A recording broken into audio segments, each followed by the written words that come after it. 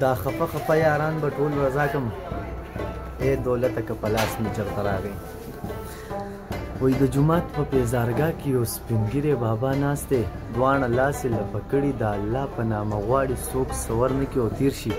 څوک وایي بل څه کار دې نشته چې د سوال رزق ته ناست دی جوماتونه خو نور هم شته چېرته بل جومات ته لاړ شه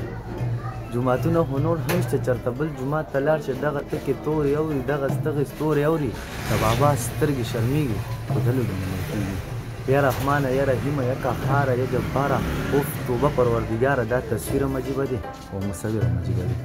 زه یې خواله ورنږدې شوم پوښتنه مې ترې وکړه څه دې حال دی بابا جانه څه دې خیال دی بابا جانه ویلې نورې کیسې پرېږده خو بس دومره روپۍ راکړه چې پرې زخر ځان له واخلم د ځان خلاص کړم